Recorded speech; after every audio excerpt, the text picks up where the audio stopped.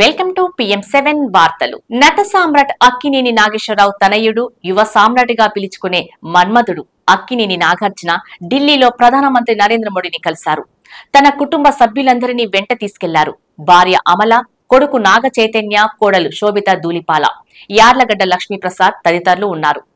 అక్కినేని నాగేశ్వరరావుపై యార్లగడ్డ రాసిన అక్కినేనిగా విరాట్ వ్యక్తిత్వ అనే పుస్తకాన్ని నరేంద్ర మోడీకి బహుమతిగా నాగార్జున అందజేశారు. గత ఆదివారం మన్ కీ బాత్ లో మోడీ మాట్లాడుతూ భారతీయ సినీ రంగానికి కృషి చేసిన రాజ్ కపూర్, అక్కినేని నాగేశ్వరరావు, మహమ్మద్ రఫీ, తపన్ సిన్హాకు నివాళులర్పించారు. World audio visual and entertainment summit కోసం సలహాదారుగా తెలుగు నుండి చిరంజీవితో పాటు నాగార్జున కూడా నియమితులయ్యారు. ఈ ఏడాది చివరిలో ఈ కార్యక్రమాన్ని కేంద్ర ప్రభుత్వం అత్యంత ప్రతిష్టాత్మకంగా నిర్వహించబోతుంది. ప్రధానమంత్రికి తన కుటుంబ సభ్యులందరినీ నాగార్జున పరిచయం చేశారు. ఈ సందర్భంగా శోభిత కొండపల్లి బొమ్మను మోడీకి జ్ఞాపికగా అందజేశారు. పార్లమెంటు సెంట్రల్ హాల్లో వీరంతా ప్రధానమంత్రిని కలిశారు. ప్రధాని మోడీని కలిసిన సందర్భంగా నాగార్జున పార్లమెంటు కార్యాలయంలో ఉండే తెలుగుదేశం పార్టీ కార్యాలయానికి వెళ్లారు.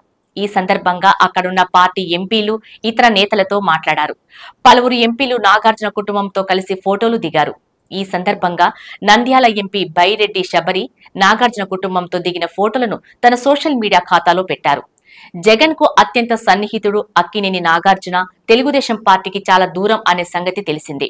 వైఎస్ఆర్ కాంగ్రెస్ పార్టీ అధినేత వైఎస్ జగన్మోహన్ రెడ్డితో సత్సంబంధాలతో పాటు వ్యాపార సంబంధాలు ఉన్నాయి. అంతేకాకుండా సినీ రంగంలో బాలకృష్ణతో విభేదాలు ఉన్నాయి. ఇవి ఎందుకు వచ్చాయనేది వారిద్దరికే తెలియాలి. అయితే మెగా ఫ్యామిలీకి, అక్కినేని ఫ్యామిలీకి మంచి రిలేషన్స్ ఉన్నాయి. ఒక్కసారిగా నాగార్జున తెలుగుదేశం పార్టీ కార్యాలయానికి వెళ్లటం, అక్కడ పార్టీ నేతలతో ఫోటోలు దిగటం ఇప్పుడు చర్చనీయాంశంగా మారింది. నాగార్జున మారిన ట్రెండ్ కు అనుకూలంగా వెళ్లారా, మన తెలుగు ఎంపీలను కలవాలని వెళ్లారా అనేది చర్చ నడుస్తుంది. అలా అయితే వైసీపీ ఎంపీలను కూడా కలవాల్సి ఉంటుంది. కానీ అటువంటివి జరగలేదని తెలుస్తుంది. వేచి చూద్దాం, ముందు ముందు నాగార్జున అడుగులు ఎటువైపు తెలుస్తుంది అంటున్నారు కొందరు రాజకీయ విశ్లేషకులు.